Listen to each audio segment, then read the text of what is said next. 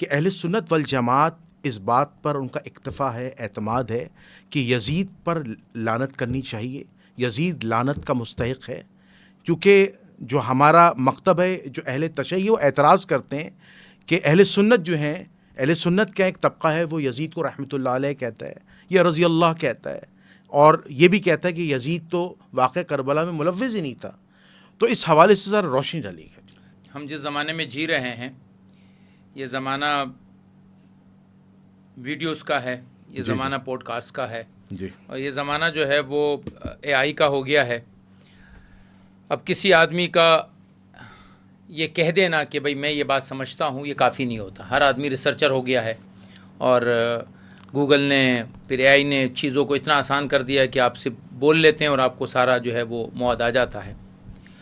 اہل سنت والجماعت کے نزدیک جو موقف غالب ہے، میں بہت تھوڑے لوگوں کی بات نہیں کر رہا، وہ حضرت معاویہ رضی اللہ تعالیٰ عنہ کے بارے میں تو اس بات کا ہے کہ وہ چونکہ صحابی رسول صلی اللہ علیہ وآلہ وسلم تھے، لہٰذا ان کی شان میں تو ہم کسی قسم کی گستاخی کو برداشت نہیں کریں گے۔ لیکن ان کا جو بیٹا تھا یزید، جو کہ اگرچہ اپنے باپ کے نظر میں ان کا پیارا تھا، چہیتا تھا، انہوں نے اپنے بعد ان کو خلیفہ بنایا، لیکن اس شخص کے بارے میں اہل سنت والجماعت کی محبت کا کوئی بھی دعویٰ صحیح نہیں ہے۔ اہل سنت ان سے محبت نہیں کرتے۔ ٹھیک۔ اب لعنت کی جہاں تک بات ہے تو امام احمد بن حنبل رحمہ اللہ سے ان کے بیٹے نے کہا کہ یا ابی ان ہناک قوم یقولون انہم یحبون یزیدا، یہاں پر کچھ لوگ ہیں جو یہ کہتے ہیں کہ ہم یزید سے محبت کرتے ہیں۔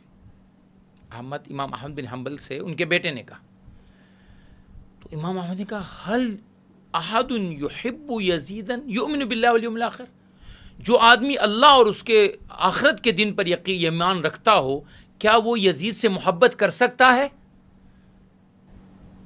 تو بیٹے نے کہا کہ یا ابتی لماذا لا تلعنہ، اگر آپ کہتے ہیں کہ آپ یزید سے محبت نہیں کر سکتے تو آپ یزید پر لعنت کیوں نہیں کرتے؟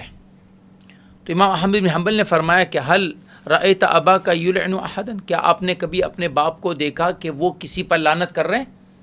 یعنی لعن کرنا، گالی دینا یہ میرے مزاج میں نہیں ہے، ٹھیک ہے، تو میں اس مزاج کی وجہ سے جو ہے وہ گالی نہیں دے رہا۔